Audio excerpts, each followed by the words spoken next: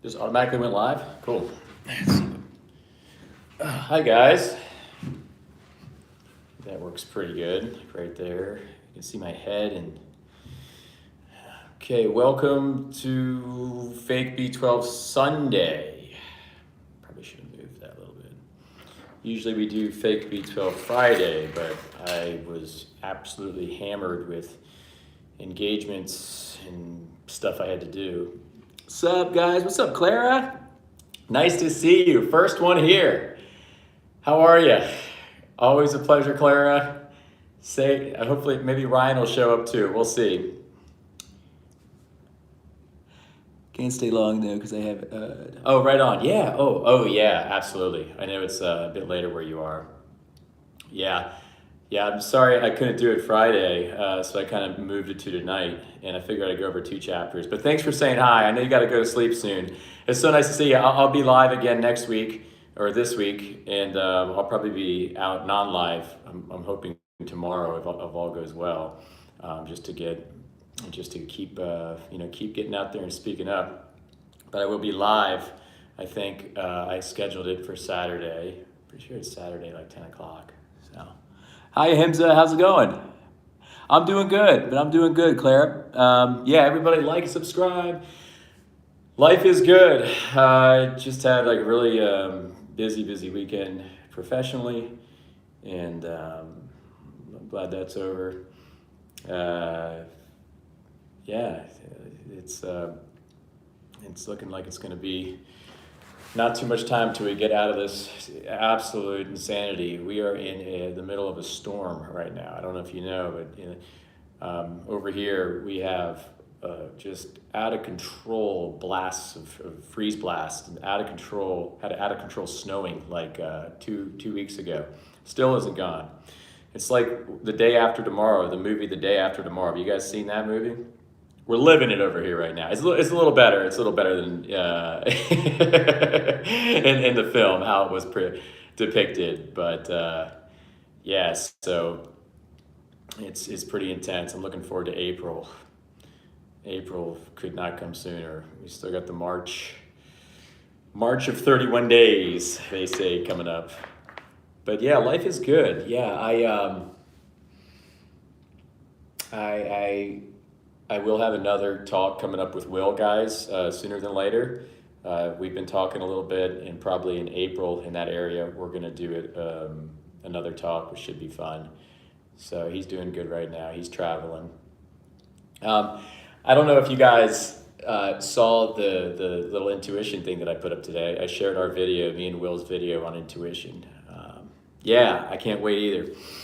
But I put it up, and there's a great quote called "You cannot fool," or that says that laments, "You cannot fool an honest man." And the way we become in tune with truth is through cultivating intuition. And in the video we talk about it. I didn't really get a chance to talk about it, or I didn't really put out a full descript in the post. But how we do that is we sit and we listen. Every day, if we can, we sit and we listen. We meditate. We rest as awareness in any way that we can. But you just you can't see anything like that in this busy world. When you're going about your day, you wake up, you work out, you do all this stuff, you're not listening. You never get a chance to listen. But when we sit, we meditate, and we listen, we realize that there's more to this kind of apparent world than meets the eye. We start tuning in to something primary and something that's always there and something that's imperturbable, and that's our intuition. And that's how we cultivate these kinds of a kind of compass when it comes to following either lies or truths. But yeah, that video I thought was pretty cool, and I actually recommended that one. I really wanted to do that with Will, and Will was really cool. Like, yeah, let's do it. Let's do it on intuition. What's up, Dominion? How are you? And nice to see everybody that's here. We got 13 of you in here right now. All right. I'll start soon. I wanted to lament something right off the bat to make something clear. There's been a lot of kind of BS spouted in the last week by just certain people. They're just not getting it, and they're not getting it at the expense of all their followers too. So not only are they not getting it, but they're leading everybody down a dark path of ignorance and materialism. So I wanted to mention something right off the bat.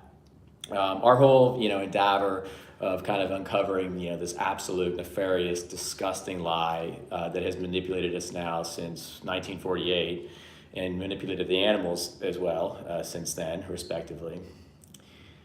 I wanted to lament a notion and to set the record straight along some lines. What we are saying here, what we are not saying. So there's a stark difference between two things. Number one, the study of things that just are, right? So the study of mathematics, the study of anatomy and physiology, right? These researches and studies and things along those lines where we look at what is with no material intervention, where we look at what is.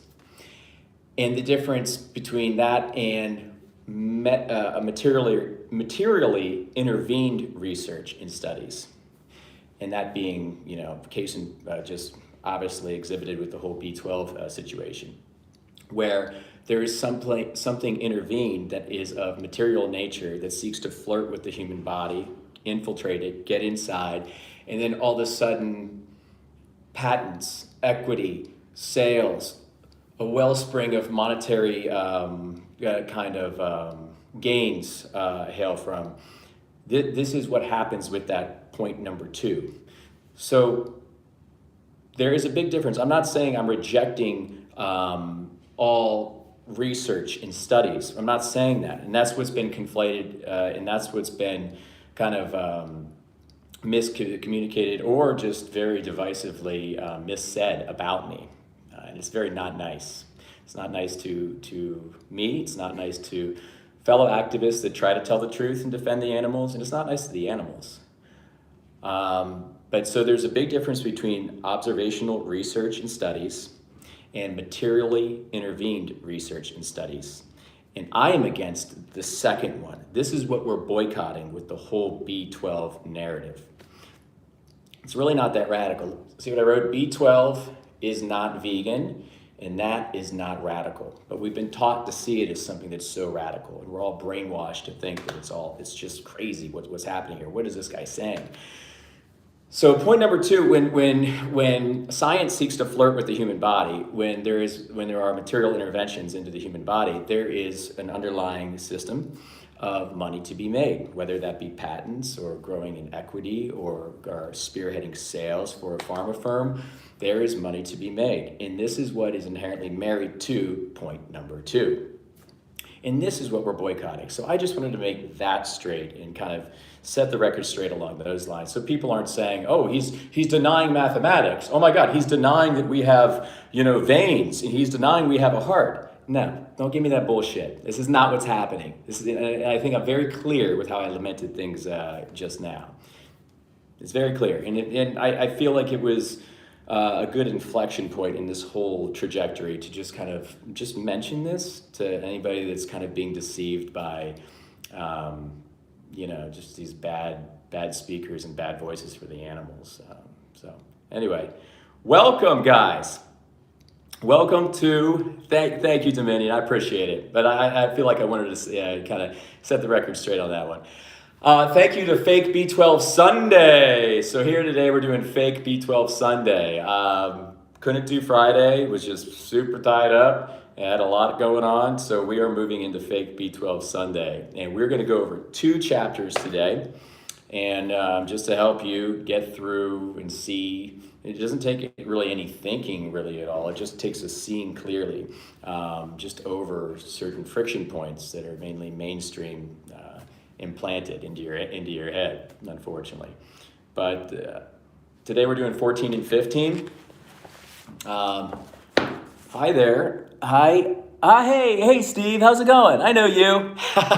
Nice to see you. Nice to see you. Love your outreach. Love you, Steven.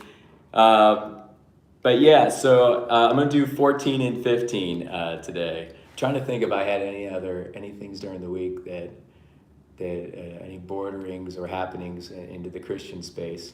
I have been reading a lot about Jesus actually, and the actual, who Jesus was, and just how enlightened and unbelievable he was. But yeah, awesome. Thanks for being here. Clara asked me, what's your opinion on seed oils? You know, I don't think there's anything beneficial to them at all, and I think somebody defending them has a vested interest in a proxy product. That's what I would say. I don't think anything really, Claire, there's any kind of benefit from. Now, I'm going to say all this stuff, but I'm going to admit that sometimes I partake in said stuff. But if you're asking me what I think and what my real notion is, I can't say that I haven't well, I don't really eat seed oils, but I eat olive oil from time to time. I can't say that olive oil or seed oils are healthy at all, right?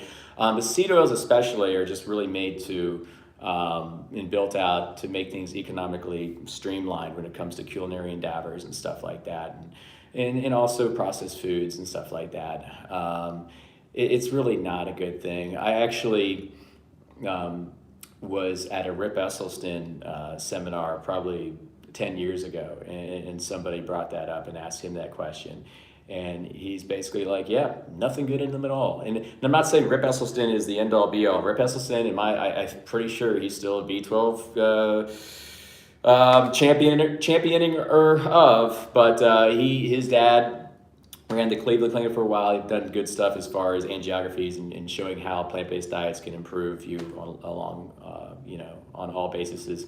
But he kind of echoed the same thing, and I think there's just so much fat and crap in oil and just no nutritional benefit, But I still eat olive oil. I can't lie and say, oh yeah, I'm just whole food, plant-based, no oil, raw, vegan.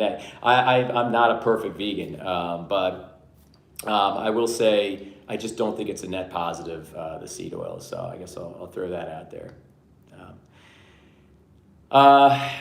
So today, chapter 14, Robert Woodward, the chemist who synthesized vitamin B12, lysergic acid, and strychnine. So once again, we're going to go into some context today. So context is one of the big things that we do in the fake B12 Fridays, because context is what leads you to the truth. They are the tea leaves that help you go and see the very well masked and well deceived truth that has been hidden.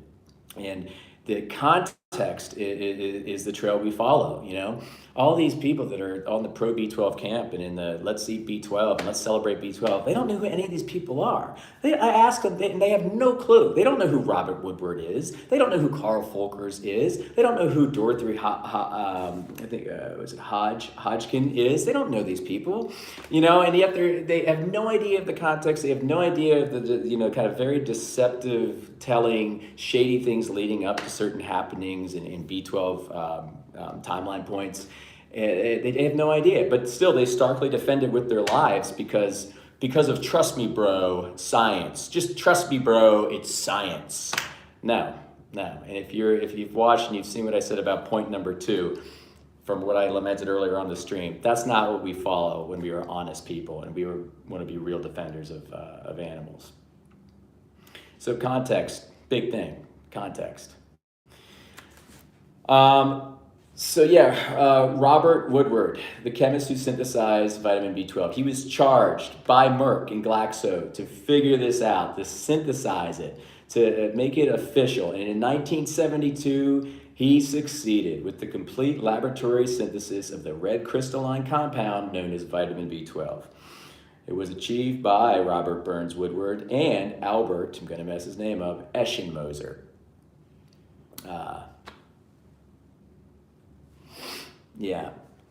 So Woodward would receive his own Nobel Prize in 1965, a year after Dorothy was awarded hers. So they're all winning Nobel Prizes. There's one consistent thing. You start doing some work with B12, you start showing how we need it, you're probably winning Nobel Prize. And if you've been tracking us through the previous chapters, you've noticed that all these people winning Nobel Prizes, shady. Nobel Prizes for everyone.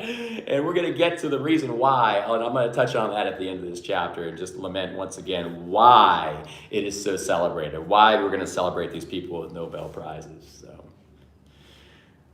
Woodward's specialty as a chemist was turning substances found in nature into chemicals, such as chlorophyll, the green pigment found in cyanobacteria. The bacteria found on root nodules of all legume plants, and the chloroplasts of algae and plants. He was credited with synthesizing such notorious drugs as strychnine, lysergic acid, cortisone, colchicine, I might be butchering these, reserpine, and cephalosporins. So he was charged to kind of synthesize all these things. These are the things that this guy, this is context, that this guy charged to synthesize B12 had synthesized prior. So it's a very iffy terrain that he was involved in. Strychnine, a highly toxic, colorless, bitter, crystalline alkaloid used as a pesticide, particularly for killing small vertebrates such as birds and rodents. It produces some of the most dramatic and painful symptoms of any known toxic reaction. So, great guy, doing good work with this thing here. When inhaled, swallowed, or absorbed through the eyes or mouth, it causes poisoning, which results in muscular convulsions and eventually death through asphyxia. No doubt this poison was used in many horrifically cruel animal experiments to test its toxicity. These are our champions of B12. This is your golden crew, B12 pushers. I have a little coffee here tonight. Well, I do actually every night, don't I? It's one thing that's tough for me to break is my caffeine thing.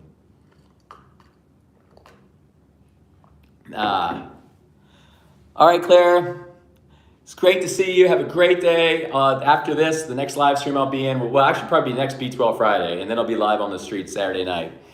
So nice to see you. Thanks for being here, Clara. Vegan warrior, Clara, take it off. Thank you, Clara, for being awesome. Man, okay. All right, so moving forward, and then he worked with reserpine. It goes into that. Colchicine, which goes in, they go into that. Cortisone is serious. It's a steroid hormone with numerous serious side effects, including asthma, diabetes, mellitus, osteoporosis. He was charged in really working with that, finding how to more so monetize and benefit others with that. Cephalosporins, class of beta-lactam antibiotics originally derived from the fungus Acremonium, usually used for skin and tissue infections. The aerobic mold that formed it was found near a sewage outfall pouring out pollutants from human wastewater into a sea in Sardinia. So he's working with that. Not exactly an appetizing source for something slated to be a medicine, but it doesn't matter because the money eclipses all things. It doesn't matter. They'll work with anything. It also is known to be a cause of the C. difficile infection, as well as anaphylaxis, a serious allergic reaction, which is life-threatening. So this guy is working with all this shady stuff, making money for people via all this shady stuff, and now he's charged by Merck and Glaxo to make B12. So this is context, everybody. This is context. All right, and then I'm going to skip ahead a little bit, and then the other guy. Pardon me, sorry. Okay, we kind of go forward a little bit. Last but not least, Woodward was the first to perform a total synthesis of lysergic acid, the precursor formulation used to prepare the infamous psychedelic hallucinogen LSD, or lysergic acid dithylamide, derived from the ergo alkaloids. So he's also working with LSD via lysergic acid. So there's a lot of just bright, rosy territory in which he's working in before he's charged with the whole B12 endeavor. Yeah. And then we get into some work he did, or some of his work promoting the whole MK Ultra, the Project MK Ultra situation. And this was a really nefarious CIA op where I guess these individuals were given mind-bending hallucinogens that would induce extreme sensory distortions, altered perceptions of reality, intense emotional states that may also produce delusions or paranoia. These were given to people in MK Ultra, and this is the stuff of which he was charged to work with prior, leading up to his synthesizing of vitamin B12. There's just a lot of murky territory that's kind of laid out for you, the reader, in this book. So you can see context and you can read the tea leaves of the different people and the different champions of this vitamin that had big parts to do with its promotion and discovery, and help you make the decision whether or not you think it's complete bullshit or you think that this is a truth. So context. This is one of the big things that this book gives you. And by the way, the book is called, I know I'm backwards here, but The Enigma of Vitamin B12, Nature's Only Mistake, and it's written by Anthea V. Hayes. So definitely check that out. But it goes on, and we talk more about Robert Woodward and all the context leading up, all the things he worked with leading up to his synthesis of vitamin B12. So at the end, I got some stuff highlighted of this chapter, and I just wanted to touch on a few things that I highlighted. But as we heard earlier, in 1972, he was successful with the complete synthesizing of this vitamin. So they're ready to roll it out, make some money, make some bank, fool some people, lie to people. And then we're going to see what else he does with it, what they do with it in the later chapter. We're going to start putting it into food supplies, give it to animals. It's money, money, money, baby. Yeah. Amazon. Stephen, the book's available on Amazon, and you can get it in both forms, I believe. I believe it's in a Kindle form and then the full form. I like the full form because I can highlight it, I can read it again, I can have it in tangible form. I like this, and you can get it in both forms, I think. But what it is, Stephen, is essentially, it's a history book, right? Yeah, 100%, my pleasure. It's a history book. All she does, it's really simple. She spent 7 years of her life just aggregating all this information, over 3,000 documents on B12, tons and tons of just, I'm sure, sleepless nights, where she aggregates all of this information for us. It's all it is history, just put together, very simple, so the reader can see all the people, places, happenings, all the different shady occurrences that happen within the trajectory and the eventual commercialization and now complete inundation and deception of vitamin B12. So it's a history book, and it's entertaining as heck. You gotta check it out. It's very entertaining as well. She writes very, she just has a very unique sense of humor that I think hits the reader very well. But as for vitamin B12, as for the project, Woodward had begun work on it in the early 1960s. The synthesis itself included almost 100 steps and was considered to be the most complex natural product synthesized to date. Lauded as one of the classic feats of organic synthesis, it required the effort of no less than 91 postdoctoral fellows. So he marshaled and got the force of 91 postdoctoral fellows, mostly at Harvard, and 12 PhD students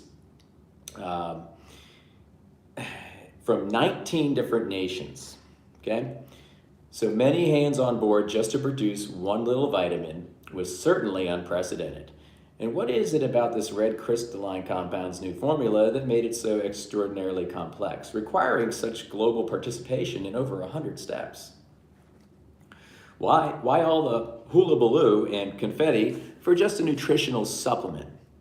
After all, wasn't it supposed to be just bacteria? Such fuss and commotion over a treatment for a relatively rare autoimmune disease, like pernicious anemia, seemed most unusual as well. And if you guys don't know about pernicious anemia, if you read the book, you'll see and learn about the different shady historical documentings of pernicious anemia back in the early 1900s and how shady this whole thing was too. Pernicious anemia is, well, hopefully you'll get the book and you'll read and illuminate yourself on what's actually happening under the hood with this whole thing, this titling. Such fuss, tough to say fast.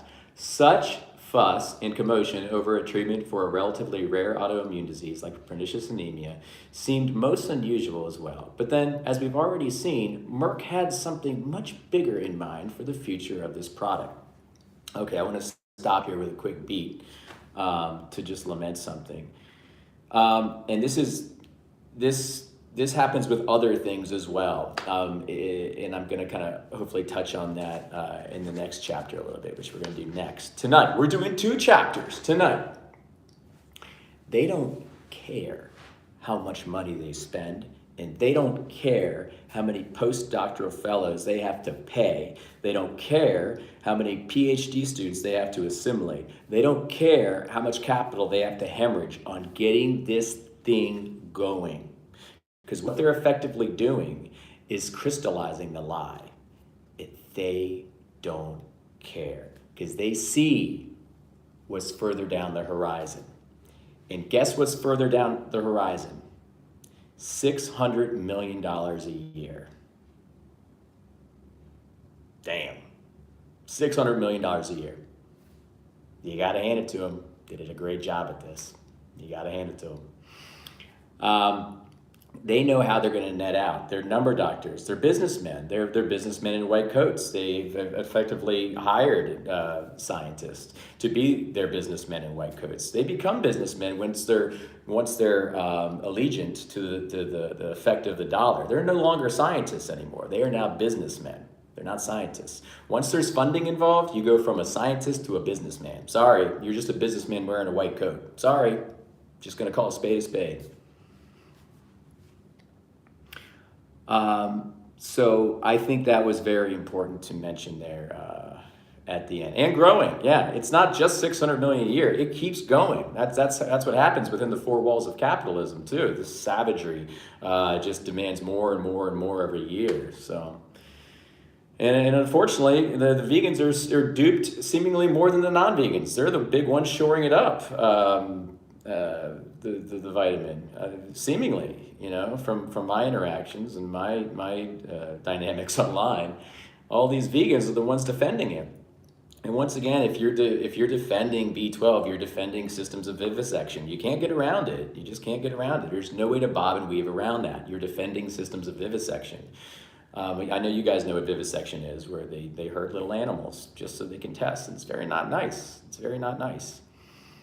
And we're also putting things that are very foreign and not natural into our body. Once again, that point number 2 I talked about earlier, when science flirts with the human body, when studies become these kind of vehicles of material intervention. No, not vegan. And then telling others to do the same thing. And then also weakening the vegan diet's appeal, weakening its strength. Also not vegan. No. So that kind of ends out chapter 14. Then we move into chapter 15. And this is where we're going to start seeing some real fruit from this, all the costs they had to incur to get the 95 postdoctoral fellows, the 12 PhD students, all the money they had to spend, this whole financial engine that they had to kind of spearhead. It's going to start paying off in chapter 15, which is food fortification. Big chapter. Stephen says, I presume the book will cover the dollar drive, but does it cover the relevance of B12, if any? Yeah, great question. So the long and short of it, Stephen, and the long and short of it is that B12 has never existed outside of a Merck lab, right? So there's certain, basically in the 1950s, they looked at cyanobacteria under a microscope, and they and their cronies lamented into the research studies that's still historically tracked today that cyanobacteria is what most closely resembles this whole discovery of the B12, the B12 pill, the B12 vehicle, which is cyanide, cobalt, and mystery bacteria extrapolated from a myriad of things. So cyanobacteria is real, which is a beneficial bacteria that comes from root nodule soil. It's also in other areas, areas on Earth, and you can find cyanobacteria in different foods. But what is not real is the whole idea of B12. The whole idea of B12 is a unicorn that was literally written out by Merck and Glaxo. Like they created it, they discovered it when they created it. So these things are synonymous. Their discovery is their creation. Nothing was truthfully discovered. That is a blatant lie. But what happened to me even after I read the book for the first time, and this is how good the lie is, and this is how good these guys are. I read the book for the first time, I still kept seeing B12 as a real thing. Like B12 must still exist. And I had this whole thing conflated. Like, I guess it's actually cyanobacteria. But no, it's not. It has nothing to do with cyanobacteria. Nothing. B12 plagiarized cyanobacteria. It took credit for cyanobacteria. So it doesn't exist. The only way it exists is through the lie of which it's told. So I hope that helps. But yeah, you're gonna love the book. You got to get the book. It's just going down and looking at an actual conspiracy, an actual very divisive operation to mask the public from truth and keep them fed lies. So the book covers it all. So definitely check out the book, Stephen. Thanks for asking about it. So the next chapter, we move on to food fortification, where all this cost and all this money they've spent starts to really pay off. Because they're going to fortify, I think they fortify a lot of India for some reason. They got and they infiltrated India because they were primarily vegetarian, but discounting the whole fact that they still eat milk and cheese and eggs, but they got into India and they fortified that food supply and they made bank doing that. She covers that in the chapter here. Let's see where I want to start here. But yeah, we go down the first page. Good old vitamin B12 is now commonly added to foods like cereals, nutritional yeast, non-dairy yogurts. Fortunately, not all plant-based brands are dumping these into their products, but you do have to check the labels. Yeah, so now when I go out, I make sure for one, I definitely don't give a shit about, we know we don't need B12, but for two, you have to be keen and you have to make sure you're not eating it. I'm not going to feed that to me. I'm not going to feed that to my family. I'm going to be a responsible adult. And that's what we do. We make sure we look at labels and we're not going to be eating cyanide, cobalt, mystery bacteria, and everything that is in B12 because that's irresponsible. So we definitely make sure to do that. And these foods, these cereals, they get trigger happy. Everybody's fortifying with B12 because the salesmen have written the ticket, man. The salesmen have written the ticket. Oh, cool. You'll have to tell me about some of those, Dominion, because I can't seem to find any, at all. It seems like they're all fortified. Oh, there's one, I think, called Malk. I think you might have told me about that. M-A-L-K, Malk, that doesn't have it. Okay, Stephen, great question. So that right there, Stephen says, what about the strain of the plant called duckweed that contains B12? They just said it's B12, Stephen. It's not B12. They just said it's B12. So they have lied effectively to us through whatever material means you read that or saw that. That's an absolute lie. They just say it is. It has to do with the plagiarizing and conflating of cyanobacteria. That's what it is. That's all it is. But yeah.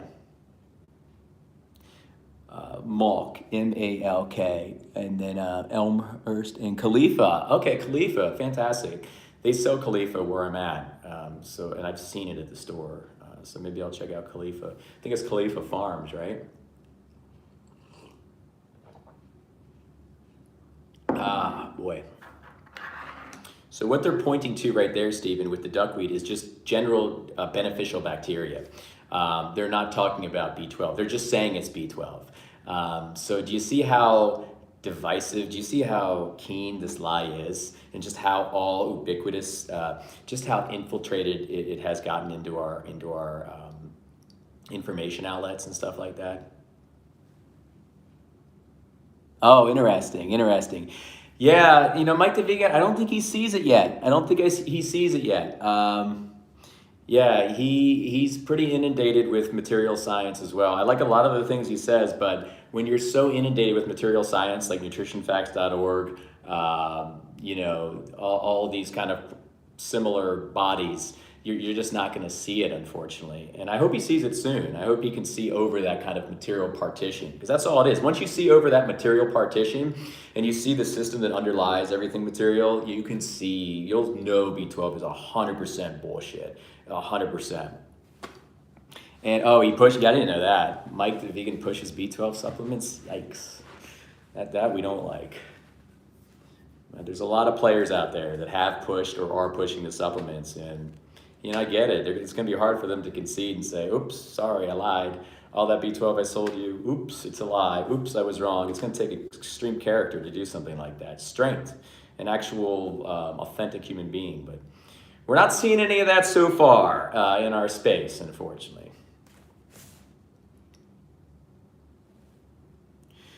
So in the beginning of the chapter, she talks about salt, iodized salt, and how that got really taken and ran with by commercial interests and commodity interests, how they got everything fortified with iodized salt. Let's see here, I'm gonna start with this paragraph. And it had to do with goiter and treating goiter. So the list of hazards in a material safety data sheet for sodium iodide included serious eye and skin irritation, with a warning not to eat, drink, or smoke when using this product, and other symptoms of nausea, headache, and shortness of breath. It also considered a chaotropic salt, which can cause irritation and harm to an unborn child. So they push all these things like salt. We're going to get in. I'm going to touch on fluoride in a little bit, and of course B12, not considering the side effects at all. Nonetheless, and iodized salt was fortified into a bunch of different foods, and she goes into like the kind of chronologicalness of that here in the chapter as well. Nonetheless, this one private study from 2 doctors claiming that sodium iodide prevented goiters was enough to get that conveyor belt of miracle salt moving right along. All they needed to just get things like super fortified in a whole rollout was a private study from 2 doctors. Do you see how much a doctor commands with his bought degree, his sponsored degree? And do you see how much the system champions that? So people that benefited exponentially were the ones that set this private study up. The doctors were just a tool of credits that they could use and that they could spearhead and leverage. And sure enough, they got sodium iodide just fortified in an amazing amount of foods. I think it's back in the, I think it was the 1920s she talks about in the chapter. But that kind of sets the canvas for the food fortifying. I want to talk about fluoride real quick too. Fluoride is another similar kind of dynamic here with iodized salt and with B12. Fluoride, I think it was the early 1900s, they started seeing different material benefits to fluoride when it came to cavities. They noticed that if you were to absorb fluoride, you would have a less chance of getting cavities. It was something like that. But nothing was really taken, ran with, and monetized up until 1939. There was a biochemist, and if you guys don't know what fluoride is, yeah, and fluoride is still in the water. Unbelievable, right? Unbelievable. But I'm sure all these science vegans are like, you know what? Fluoride's good for you. All these doctors said it was. There's a biochemist I'm going to get to you. You should give it to your kids. I'm sure they're doing the same thing. They're still saying vaccinate. They're still saying take the pills. They're still saying shore up all these like materially behooved systems. So fluoride is crazy. What it does, and it's been absolutely shown that when you drink it in large amounts, it calcifies your pineal gland. And your pineal gland is your kind of conduit to spirituality, to your conscious awareness, to what is primary. And getting it into our foods or our water supply, absolutely deceptive, absolute manipulation by the plutocratic elite to just make us unaware and unattached or unrecognizing of our true nature. What a plan that was. And it worked. And it worked, and people are still just championing fluoride. It's in toothpaste still. It's unbelievable. It's unbelievable. It's a neurotoxin. Insidious. Insidious. Put it right up there. Put it right up in there with the whole B12 operation. But in 1939, there was a biochemist sponsored by Alcoa, which is the Aluminum Company of America. Now, Alcoa had this problem, right? They were making all this aluminum and they were making millions of dollars and they were selling it all domestically all over the grid, but they had a byproduct they just couldn't do anything with. And guess what that byproduct was? Good old fluoride. So they needed to find a way to get this fluoride, not only get rid of it, but let's monetize it. So 1939, there was a biochemist charged by Alcoa, paid well, who showed in a lab that fluoride prevents cavities in rats. So once again, here comes vivisection aligning itself right with the whole B12 narrative once again, the whole vitamin supplement narrative, medicine narrative once again. Let's see, multiple proposals. Let's see. He launched multiple proposals as per his study done on the rats that fluoride be added to our water. So it was written, so it happened. And he was what they called a biochemist industry scientist, which that's what all scientists are. They're industry scientists because they're paid. So the whole thing is they leave out the preface for a reason because it's an appeal to the public's nobler motives, to their naivety, really. And he actually got that out, and he was actually funded through the Mellon Institute. If anybody knows what that is, it's a certain model where companies funded specific research. They fund specific research fellowships, and scientists were assigned to study topics relevant to these companies. So the Mellon Institute was completely there and was the reason why fluoride got added to the water supply at such a huge, massive level. In the Mellon Institute, if you look at how the dynamics work, that's what we're defending when we're defending vitamin B12, because this is the exact same dynamics that shore up and send out messagings for vitamin B12. Same thing for vaccines, same thing for fluoride, same thing for iodized salt. Everything is funded, and the scientists that are working on the projects are always sensitive to the funding, and that's just what it is. Steven says, I wonder if people that promote pills and potions know the vivisection pathway. Yeah, it's crazy. It's sad. It's sad. I mean, I can't believe some of these doctors that are out there that are plant-based doctors that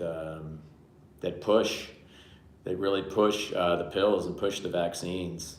It's funny. Before, like last year, I decided I wanted to do interviews with really like prominent people in the vegan space, and I wanted that to be a part of my channel, right?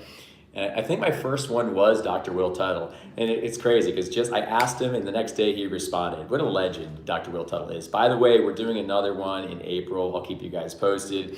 But Will's doing really good. He's traveling right now. Yeah, we were talking the other day about the monks that did that trip, I think from Texas to here, and how they kind of walked a walk for peace.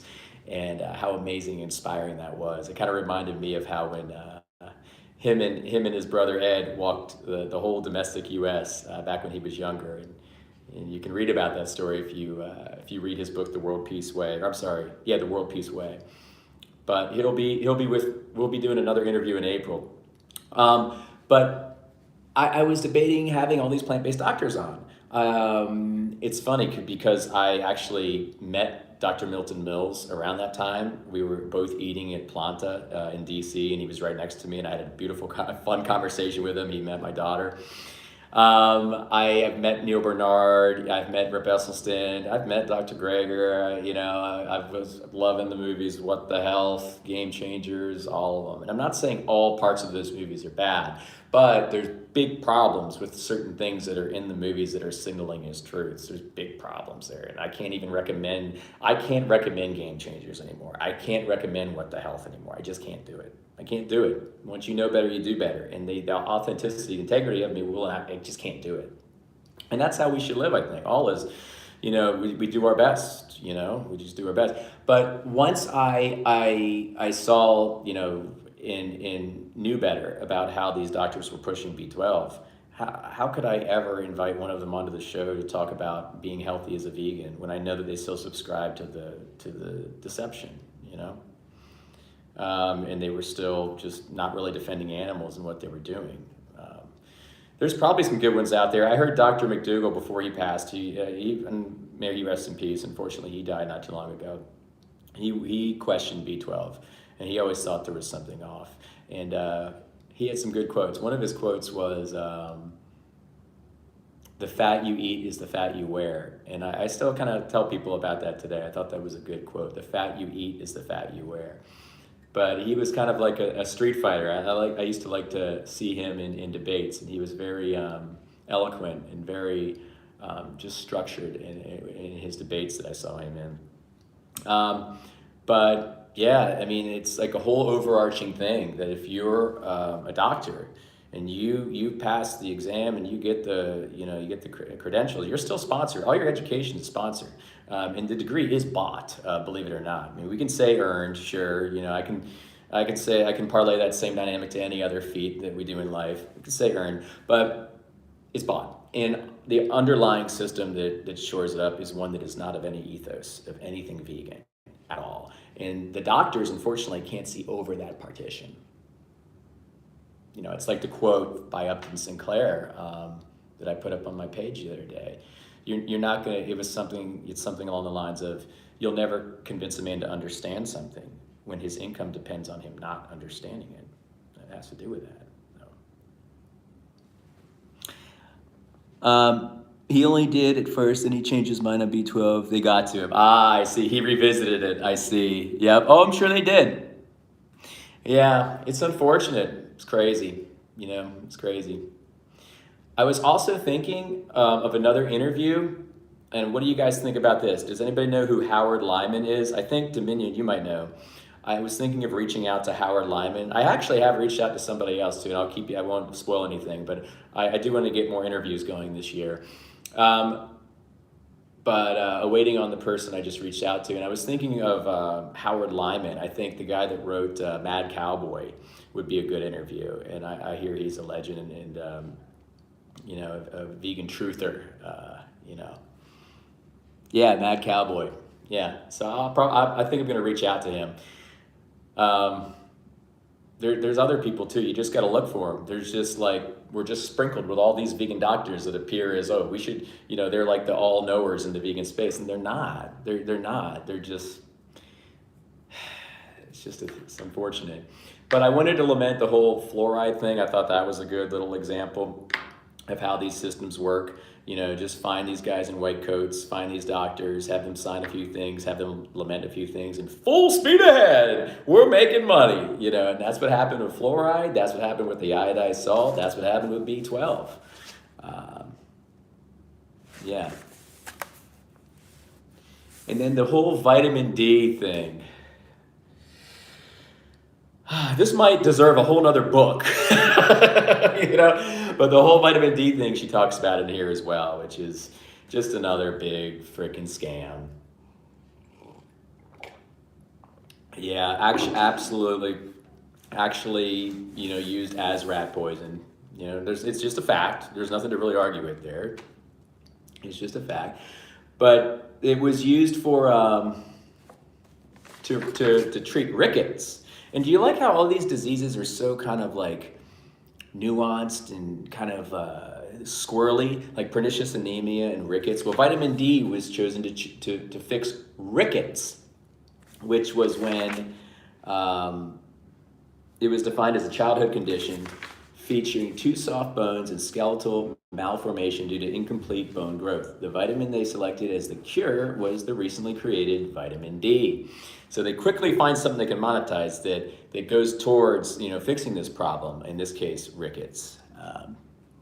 But although inadequate nutrition, poor hygiene, and lack of exercise were among the factors believed to play a role in the formation of this disease called rickets, Same thing with pernicious anemia. There were many other factors that could have contributed to the end effect of what they were experiencing, but people just decided to call it pernicious anemia, mainly scientists, mainly doctors, mainly people who saw beyond the horizon as far as, where we can take this down the road.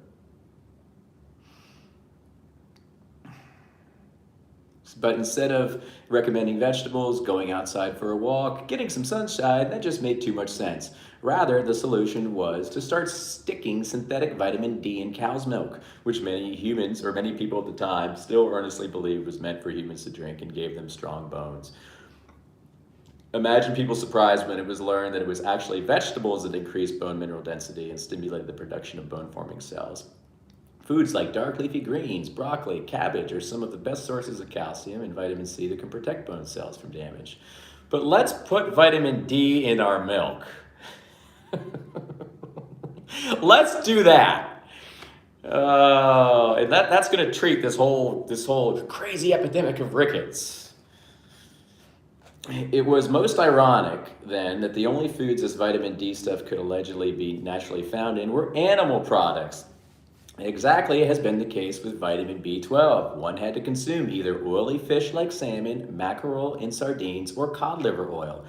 Apparently, simply drinking the dairy milk fortified with the sunshine vitamin would be particularly convenient for those handful of folks who existed in near year-round darkness by the North Pole. Please note that this notorious vitamin will be explored fully in Chapter 25, Vitamin D, Rat Poison versus the Sun.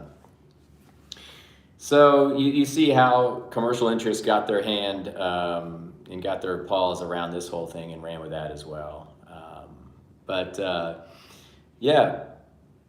Nutrition it's not found in a pill or a bottle. Nutrition is found from the earth. Gary Yourofsky always used to say that, still says it. Gary does not take vitamin B12. He does not take any vitamins, no pills. There are a lot of vegans out there, Will Tuttle, Howard Lyman, that have seen over all these lies. We don't have to follow all the people that are connected to industry and kind of concede our autonomy. We can take that shit back and start actually defending the animals. And the book just helps point. The book gives context. That's all it does, gives context and shows you the absolute nefarious, disgusting lie of vitamin B12. But the chapter goes on, and she talks about how they fortified the U.S. Army with a certain enriched bread, and just how the money is underneath everything all the time when it comes to these big initiatives when we fortify foods. It's just money, money, money, money, money. I really didn't read any farther than that in the chapter, but that's the crux of it. That's the crux of where the chapter goes, or where the chapter goes till the end. The next chapter, it's chapter 16, and it's titled Supplementation of B12 in Farm Animals, and that's another big moneymaker that we're going to see come forth, and how that has went, and that'll be in the next Fake B12 Friday. But wrapping up the chapter, maybe I'll read the last few paragraphs. Let's see. Yeah, so I guess the Indian population not liking what happened too much.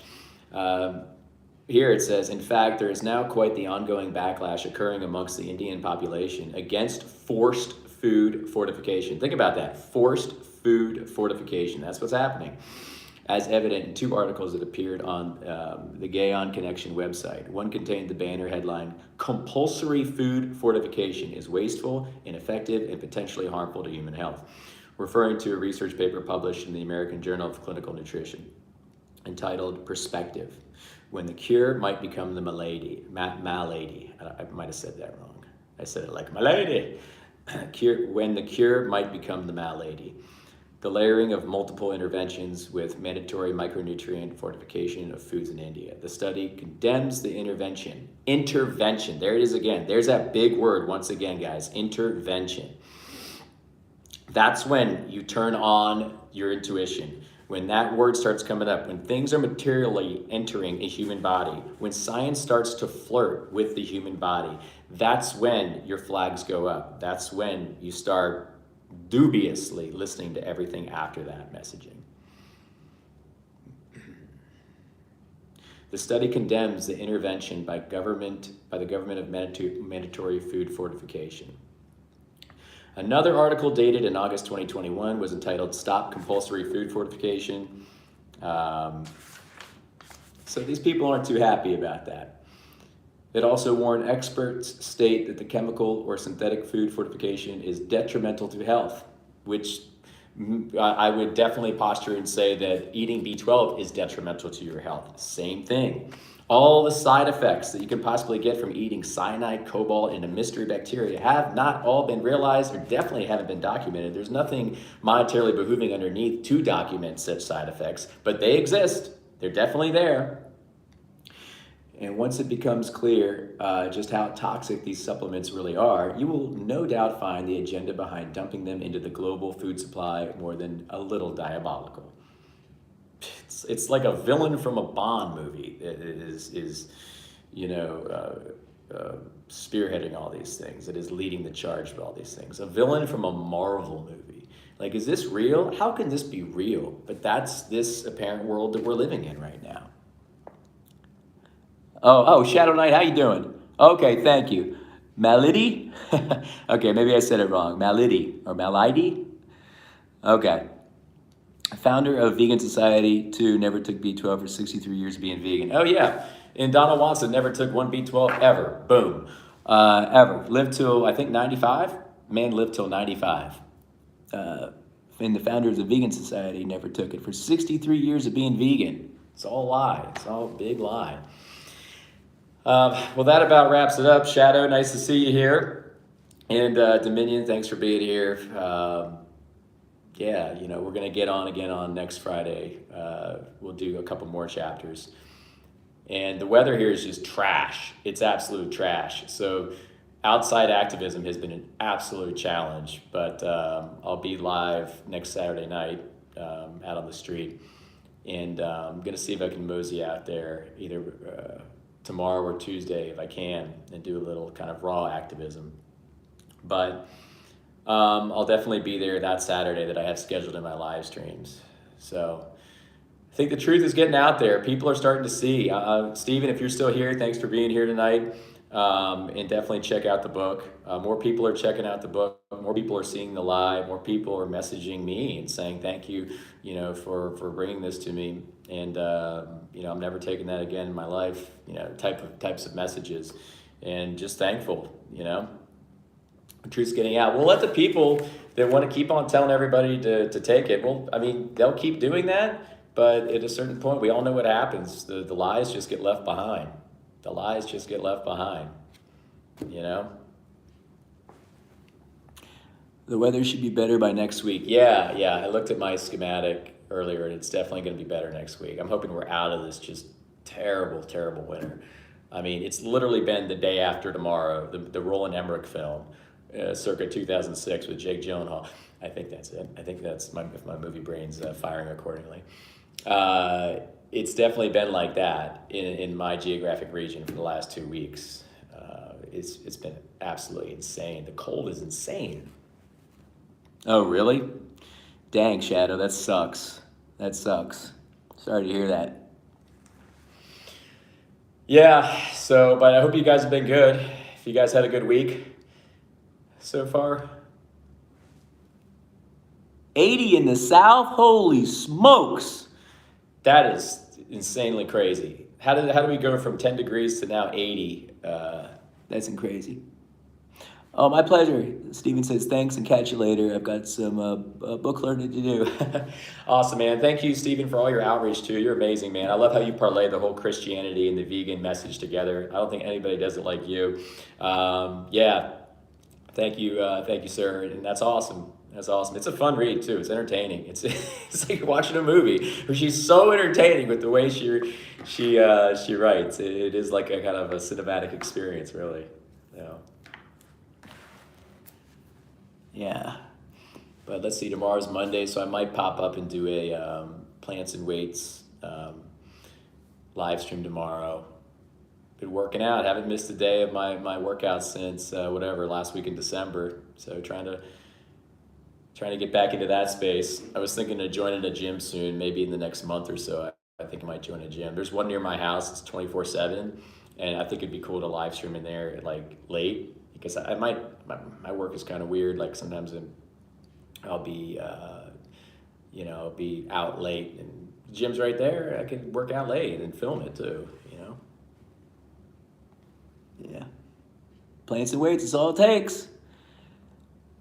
Yeah, true. This is nice. It is nice having a gym all to myself. It's just that I'm kind of growing out of the weights there a little bit. That's the only thing. Like I'm doing dumbbell rows and I'm stacking now 25s on top of 50s to do rows, and it's a bellwether. It's time to uptick your weights a little bit.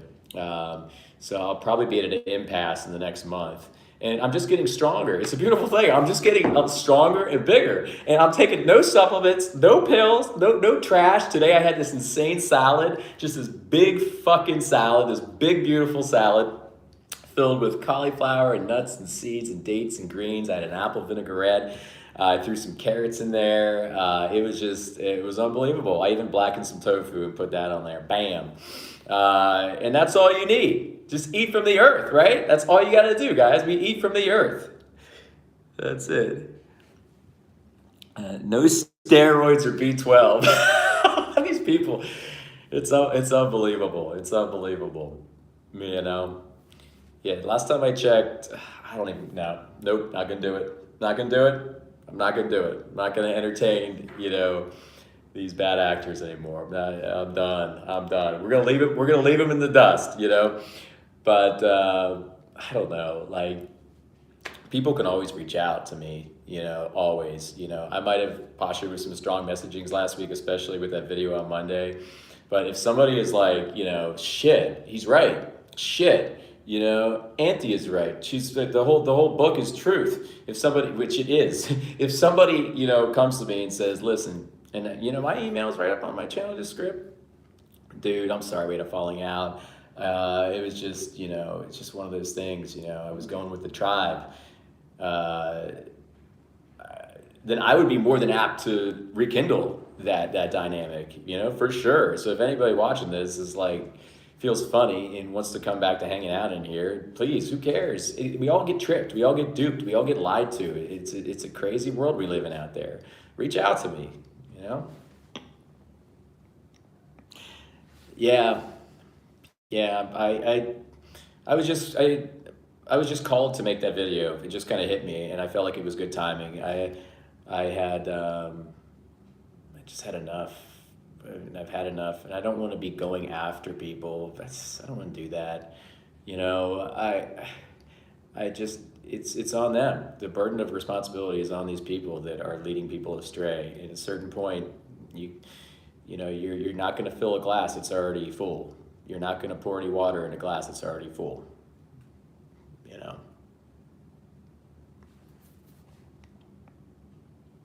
Yeah, some money. A lot of it's some money, financial incentives, and that's it. It's not too hard to see, like with what I was mentioning in the beginning, Dominion.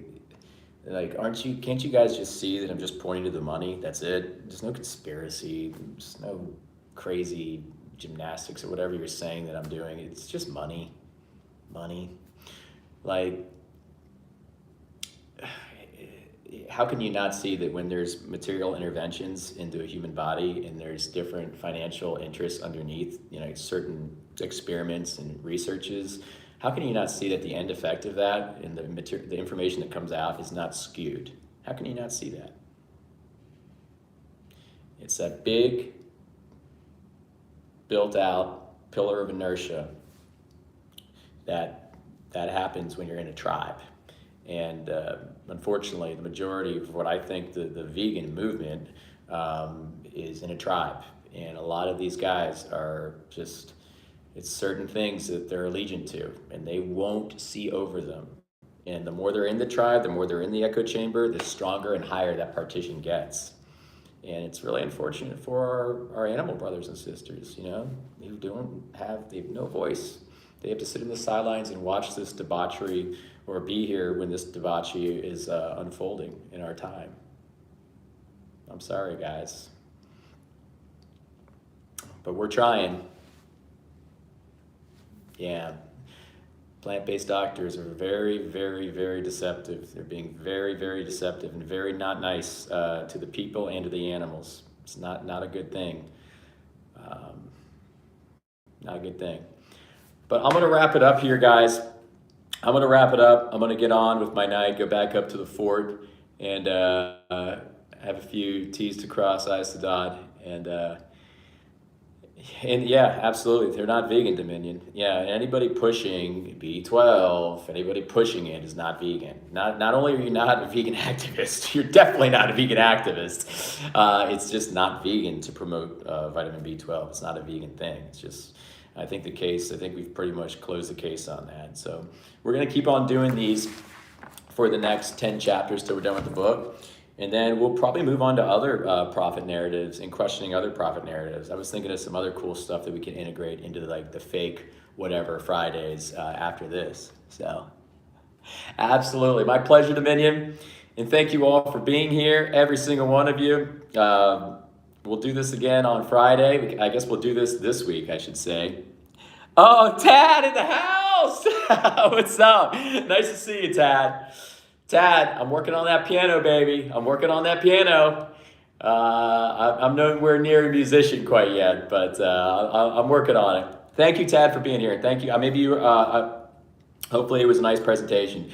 But yeah, so it's always nice to see you. I'll be out doing outreach again Saturday night. The outreach train ain't gonna stop. We're gonna keep on getting out there and sharing the good news with everybody. So that's one thing about this channel. That's the fundamental rock of the channel is the outreach, right? Cool, man. All right, everybody. Till the next time, let's go take on this week and just enjoy living and enjoy this beautiful earthly realm that we have to enjoy while we're here, and do our best to act true and be true to everybody. All right, everybody. Have a great night. Bye, guys. All right. Oh, shit. Here we go. Bye, everybody.